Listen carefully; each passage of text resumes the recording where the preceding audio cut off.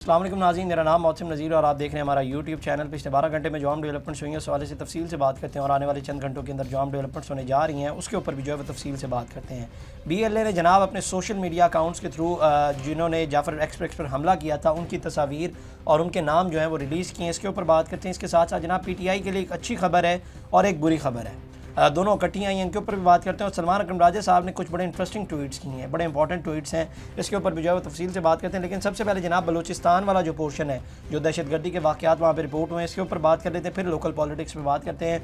तो सबसे पहले जनाब बलोच यकजहती कमेटी के अरकान मारंग बलोच और इन समेत 150 अफराद पर जनाब मुकदमा दर्ज कर लिया गया है। और दर्ज किए गए मुकदमे के मुताबिक मारंग बलोच ने अपने दीगर साथियों हमरा प्रेस क्लब में प्रेस कॉन्फ्रेंस की थी और दौरान प्रेस कॉन्फ्रेंस में दहशत गर्दों की तहसीन की और उनके बयानिए को बढ़ावा देते हुए कहा कि सिविल अस्पताल में मौजूद डेड बॉडी को लेकर जाएंगे, जो कि इत्तलात के मुताबिक दहशत गर्दों की लाशें हैं।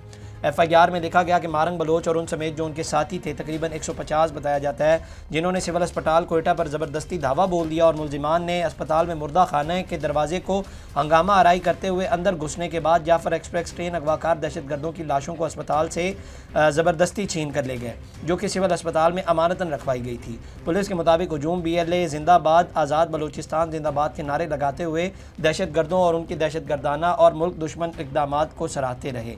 बलोच यकजहती कमेटी के एहतजाज के दौरान 3 अफराद गोलियां लगने से हलाक हुए, जिनमें एक कम उम्र लड़का भी शामिल है। तो ये मुकदमा जनाब डॉक्टर मारंग बलोच और दीगर खवातीन जो उसके अंदर शामिल थी उनके खिलाफ जो है वो दर्ज किया गया। अच्छा, पिछले 24 से 48 घंटे के अंदर एक डिबेट सोशल मीडिया के ऊपर हो रही है और वो हो रही है डॉक्टर मारंग बलोच की डिग्री के हवाले से, और इसके ऊपर जो है वो 2 किस्म की राय पाई जाती है।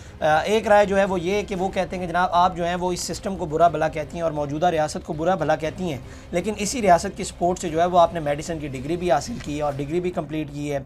तो जो मुखालिफिन है वो ये कहते हैं कि आप तो को जो डॉक्टर बनाया गया वो भी मेरिट से हटकर जो है वो आपको एडमिशन दिया गया है।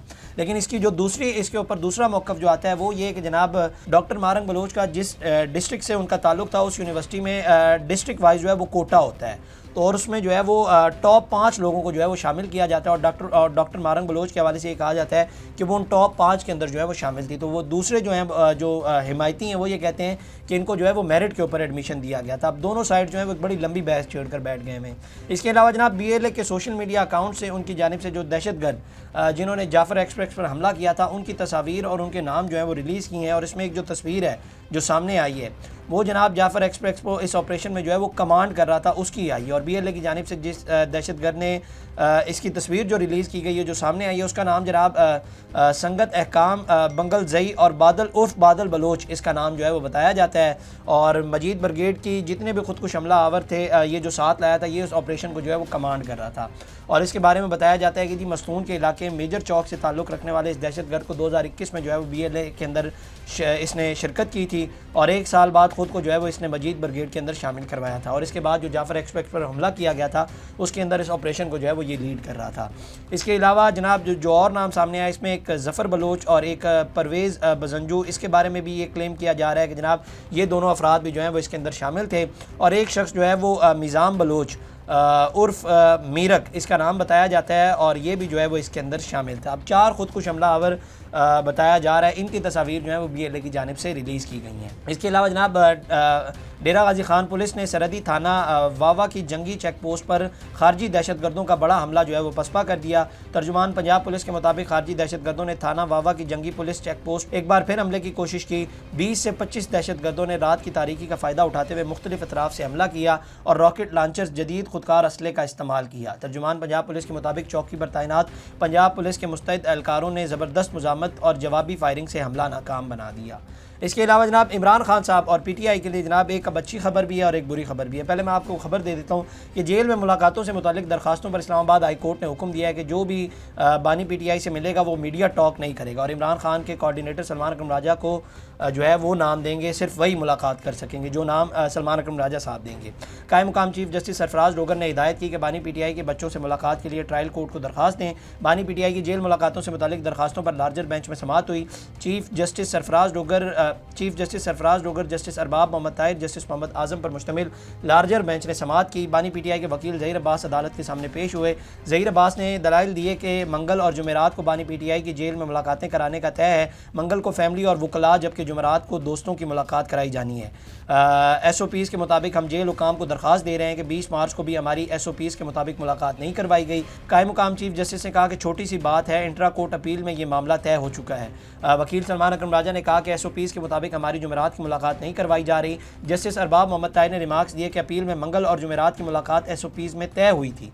वकील नवीद मलिक ने कहा कि दिसंबर तक उनकी मुलाकात हफ्ते के 2 दिन करवाई जा रही थी। जनवरी में बानी PTI और बुशरा बीबी सजा याफ्ता हैं। बानी PTI का जेल में सजा याफ्ता होने के बाद स्टेटस तब्दील हो चुका है। वकील नवीद मलिक ने कहा कि सिक्योरिटी थ्रेट्स की वजह से हमने 2 दिन के बजाय मंगल को ये मुलाकात कर दी थी। जेल रूल्स के मुताबिक सुप्रिटेंडेंट अडयाला जेल का इख्तियार है। ऐसी सूरत में रूल्स के मुताबिक सुप्रिटेंडेंट ने मुलाकात तय करनी है, और जब मीटिंग कराते हैं तो ये इसको गलत इस्तेमाल करते हैं, सियासी बयानबाजी करते हैं। मीटिंग के बाद ये जेल से बाहर आकर सियासी बयानबाजी करते हैं, ये खिलाफ वर्जी है। कायम मुकाम चीफ जस्टिस ने कहा कि आप ये कह रहे हैं 2 दिन मुलाकात कराने के बजाय 1 दिन में 2 मुलाकातें करवा रहे हैं। बाद में जो है वो चीफ जस्टिस ने 2 मुलाकातों की जो है वो इजाज़त दे दी, 2 दिन मुलाकातों की।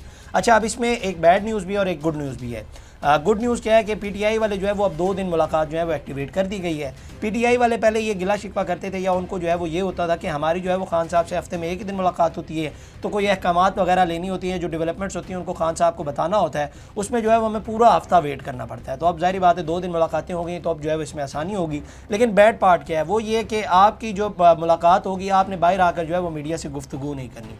मुझे हैरानगी इस चीज़ के ऊपर हो रही है कि आपने जेल के बाहर आकर नहीं करनी, आप रात को जाकर किसी टॉक शो के अंदर बैठकर जो है वो गुफ्तगू कर दें। और जाहिर सी बात है, अगर 40 लोग अंदर मिलने के लिए जाएंगे तो आपको क्या लगता है कि वो बाहर आकर साफ़ियों को नहीं बताएंगे कि अंदर ये बात हुई? ऑब्वियसली बात तो बाहर निकल ही जानी, और बात बाहर ना भी निकले, मिसाल के तौर पर एक बंदा 3 बजे मुलाकात करता है और वो रात को आकर किसी टॉक शो के अंदर बैठ कर सब कुछ बता देता है कि खान साहब ने ये कहा, तो मुझे जो है वो ये समझ नहीं आ रही कि ये क्यों किया गया। खैर, मुझे इस पार्ट के ऊपर, ये जो डिसीजन का ये पार्ट है, इसके ऊपर थोड़ा सा जो है वो समझ नहीं आई कि ये क्या हुआ है। इसके अलावा सलमान अकरम राजा साहब ने कुछ ट्वीट्स किए हैं जनाब। उन्होंने लिखा कि अडयाला जेल के बाहर फौरी गुफ्तगू ज़रूरी है, या इमरान खान साहब से उन मुलाकातों की बहाली जो अक्टूबर से नहीं हो पाई। बयानिया फौरी रद्द अमल नहीं, सेनेट और कौमी असम्बली मौजूद है। प्रेस कॉन्फ्रेंस के और हो या TV पर मुकालमा, सब मुमकिन है। हम मिसाली माहौल में नहीं जी रहे, बहनों पर कदगन नहीं। ख़ानदान और वकला के अलावा खान साहब से तमाम मुलाकातों को एक साजिश के तहत बंद किया गया है। आज इस साजिश को बड़ा धचका लगा है। साजिश में कौन कौन शामिल था मुझे मालूम है। अच्छा, ये जो साजिश वाली ये बात करें ना, ये मैं आपको आगे चल कर थोड़ा सा बताता हूँ। इस साजिश के ऊपर भी आइन और कानून के तकाजे क्या हैं ये भी वाज़ेह हैं। साजिशी आज अफसरदा है, मुझ पर उनका हमला बनता है। एक लघु बयानिया बनाया गया कि खान साहब से वाक़यात को छुपाया जाता है। ये बयानिया वहाँ से आया जहाँ रफ़क़ा की मुलाकातों को बंद करने की साजिश बनी गई। फिर नादानों ने इसे बढ़ावा दिया। हर हफ्ते खान साहब की बहनें और बीबी साहिबा की बेटियाँ मिलती हैं। अब वकला के अलावा खान साहब के नामजद रफ़क़ा मिलेंगे। इसके बाद उन्होंने कहा कि इमरान खान आज वाहिद शख्सियत हैं जो पाकिस्तान को इस्तेहकाम की राह पर डाल सकते हैं। उनके रफ़क़ा को उनसे दूर करना और मुलाकातों को ख़ानदान और वकला तक महदूद करना इस साजिश का हिस्सा है, जिसका मकसद खान साहब की सोच को कौमी धारे से माइनस करना है। खान साहब से हर मुलाकात रफ़क़ा के लिए तक़वियत का बाइस है। किसने कहा कि खान साहब का मौक़िफ़ बयान नहीं हो सकता? सिर्फ ये कहा गया कि रफ़क़ा जेल के गेट पर प्रेस कॉन्फ्रेंस ना करें और जहाँ पर मर्जी करें। बहनें और वकला तो बात करते ही हैं। तो यहाँ पे एक बहुत बड़ा सवाल है कि कौन है जो खान साहब से मुलाकातें जो है वो बंद करवाना चाहता है? कौन है जिसकी तरफ जो है वो सलमान अकरम राजा साहब इशारा कर रहे हैं? मुझे जो पता चला है कि PTI के अंदर चंद ऐसे अनासिर हैं जो बेसिकली उनकी बहनों की उनसे मुलाकात जो है वो नहीं करवाना चाहते, क्योंकि वो ये समझते हैं कि इनकी मुलाकात होती है तो बाद में जो है वो प्रॉब्लम्स क्रिएट होती हैं और सोशल मीडिया जो है वो आउट ऑफ कंट्रोल हो जाता है इनका। तो वो ये चाहते हैं कि ये मुलाकातें जो है वो बंद हो जाएँ। तो सलमान अकरम राजा साहब वो कह रहे हैं कि जनाब ये जो मुलाकातें हैं वो चलेंगी, हलीमा खान साहिबा और दीगर बहनों की जो है वो मुलाकातें होती रहेंगी और बातें भी करती रहेंगी। और जाहिर बात है, जब ये फैसला हुआ था तो उसके बाद PTI के अंदर से कुछ लोगों ने इनके ऊपर बड़ी तनकीद की थी कि ये क्या फ़ैसला करवा के अब आ गए हैं। तो इसके ऊपर जो है वो इन्होंने ये ट्वीट्स किए हैं। और दूसरी बात ये कि जो ऊपर ये बात कर रहे थे ना साजिश की, कि कायम मुकाम चीफ जस्टिस सरफराज डोगर, इनके हवाले से तो PTI इनके ऊपर बड़ी तनकीद करती थी और ये कहती थी कि जनाब इनको तो जो है वो केसेस फिक्स करने के लिए लाया गया, तरह तरह के जो है वो इल्ज़ामात लगाए थे। तो ये जो उन्होंने डिसीजन दिया है जिस पे ऊपर सलमान अकरम राजा साहब भी कह रहे हैं कि साजिश को जो है वो नाकाम बनाया, तो असल तो साजिश को बेसिकली नाकाम तो कायम मुकाम चीफ जस्टिस ने बनाया है ना। असल तो इस साजिश को नाकाम उन्होंने बनाया, जिसके हवाले से सलमान अकरम राजा साहब कह रहे हैं। तो अब मेरा ख्याल है कि PTI वालों को ज़ाहिर बात है उनकी फेवर में फ़ैसला आया तो उनके गिले शिकवे शायद दूर हो जाएँ। इसके अलावा जनाब अतर काज़मी साहब सीनियर जर्नलिस्ट हैं, उन्होंने अपने व्लॉग में कहा है कि जी फरमाते हैं कि एक इंतहाई मोतबर शख्स ने उन्हें बताया, अतर काज़मी साहब को बताया कि इमरान खान साहब को जेल में जाली अखबार दिया जाता है और बाहर कोई और अखबार छपता है और अंदर कोई और अखबार भेजा जाता है। ये भी होता है। मुझे तो ये पहली बार समझ आई। ये जाली वीडियोज़ होती थी, AI के थ्रू बनती थी। मेरा ख्याल है कि एक जाली प्रिंटर भी अब होता होगा जिसके ज़रिए जो है वो एक जाली अखबार छाप के खान साहब को दिया जाता होगा। लेकिन खैर अतर काज़मी साहब कह रहे हैं तो ज़ाहिर बात है ठीक ही होगा। इसके अलावा जनाब एक और ख़बर जो लाहौर का प्रोजेक्ट है, इसके ऊपर जो है वो पंजाब हुकूमत की मैं तारीफ़ भी करना चाहूँगा। बेसिकली लाहौर में एक प्रोजेक्ट है महमूद बूटी लैंड साइट। बेसिकली यहाँ पे लाहौर का जो कचरा या कूड़ा है वो यहाँ पर इसको डंप किया जाता है और बड़ी बदबू आती है यहाँ से। और एक चीज़ ध्यान में रखिएगा कि कूड़े से जो है वो मीथेन गैस भी बनती है। तो ये गैस जो है वो जहाँ पे आसपास जो इर्द गिर्द लोग रहते हैं उनके लिए जो है वो वबाले जान बना हुआ था पिछले कई अरसों से। तो BBC ने ये रिपोर्ट दी है कि जनाब इस लैंडफिल को जो है वो एक जो कूड़ा करकट का ढेर था हर जगह से जो है वो इसको मिट्टी से कवर कर दिया गया एक पहाड़ की तरह, और इस पूरे इलाके को जो है वो कवर कर दिया गया। और यहाँ से जो मीथेन गैस के ज़रिए प्रोडक्शन की जाएगी और यहाँ पे अर्बन फॉरेस्ट पे जो है वो क्रिएट किया जाएगा और यहाँ से बिजली की प्रोडक्शन भी जो है वो की जाएगी। तो ये एक बड़ा अच्छा काम है और अच्छा प्रोजेक्ट है और उसके ऊपर ज़ाहिर बात है जो भी मुतल्लिका हुकाम है उनकी तारीफ़ करना बनती है। ये इस तरह के प्रोजेक्ट्स हैं जो आवाम को चाहिए, जिससे आवाम को फ़ायदा होता है और इस तरह के प्रोजेक्ट्स होने चाहिए। एक तो आप बदबू भी ख़त्म कर रहे हैं और दूसरा उससे आप आवाम को फ़ायदा भी पहुंचा रहे हैं। तो ये इस तरह के प्रोजेक्ट्स जो हैं मैं चाहता हूं कि इसके ऊपर कंपटीशन होना चाहिए। हमारे यहाँ पर जो सूबे हैं उनका कंपटीशन इस चीज़ के ऊपर होना चाहिए, ना कि सियासी बयानबाजी और सियासी बयानिए देने पर।